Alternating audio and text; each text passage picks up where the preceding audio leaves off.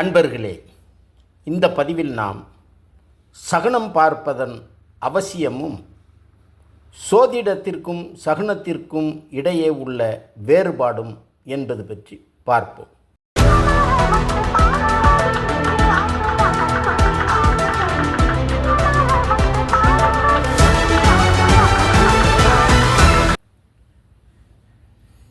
தமிழகத்தில் சகுனம் பார்த்து எந்த காரியத்தையும் செய்யும் வழக்கம் பல்லாயிரம் ஆண்டுகளாக நடைமுறையில் இருந்து வருகிறது.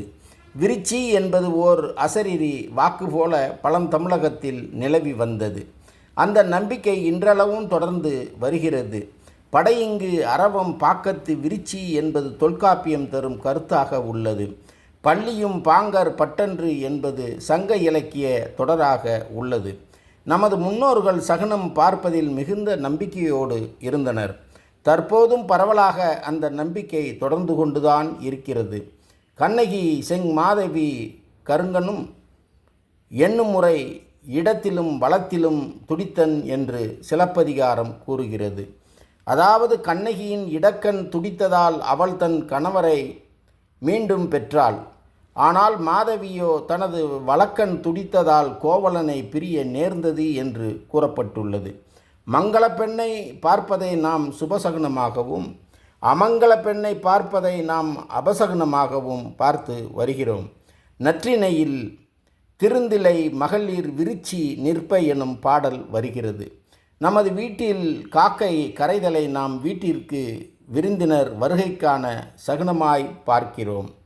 இக்கூற்றை மெய்ப்பிக்கும் விதமாக குறுந்தொகையில் விருந்து வரை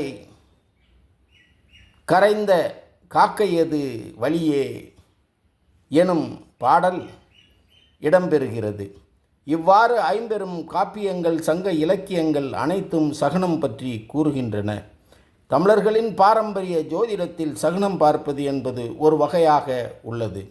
ஆனால் சோதிடம் பார்ப்பதற்கும் சகுனம் பார்ப்பதற்கும் நிறைய வேறுபாடு உள்ளது. சோதிடம் என்பது சோதிடத்தை நன்கு கற்றறிந்த ஒரு ஜோதிடர் மூலம் பார்க்கத்தக்கது. ஆனால் சகுனம் என்பது ஒருவர் தனக்குத்தானே எதிரில் நிற்பதை அல்லது கண்ணில் படுவதை அறிந்து தனக்கு நடக்கப்போகும் நன்மை தீமைகளை தானே கணித்து கொள்வது ஆகும். அதாவது சோதிடம் என்பது இறையருள் பெற்ற மனிதரால் கணிக்கப்படுவது. ஆனால் சகுனம் என்பது இயற்கையால் அறிவிக்கப்படுவது. சோதிடத்தில் கணிப்பதிலோ அல்லது சோதிடர் சொல்வதிலோ தவறுகள் இருப்பதற்கு அதிக வாய்ப்பு உள்ளது. ஆனால் சகுனம் பார்ப்பதில் இவ்வாறான தவறுதல் நடைபெறுவதற்கு இடமில்லை. சகுன நிகழ்வுகள் இயல்பாக காணப்படுபவை. இதில் தவறு கூறுவதற்கு இடமில்லை. எனவே இயற்கையாக அமைகின்ற சகுன நிகழ்வுகளை அறிந்து அவை தரும் நன்மை தீமை அறிகுறிகளை முன்னறிந்து அதற்கேற்ப தன் நிகழ்வுகளை அமைத்து கொள்வது மனிதர்களுக்கு நன்மை பயக்கும். இடையூறு இல்லாது போகும். வாழ்வு வளமாகும். இவ்வாறான சூழலில் நாம் சகுனம் பார்ப்பதற்கு மூவகை நிலைகளை கடைபிடித்தல் அவசியமாகிறது. அவை 1 சிந்தனை நிலை, மற்றொன்று சொல்நிலை, 3வது செயல்நிலை என்பனவாகும். இந்த 3 நிலைகளில் சகுனம் பார்ப்பது எப்படி என்பது பற்றி அடுத்த ஒரு பதிவில் விரிவாக பார்க்கலாம் எனும் இச்செய்திகளோடு மீண்டும் ஒரு பதிவில் சந்திப்போம். நன்றி.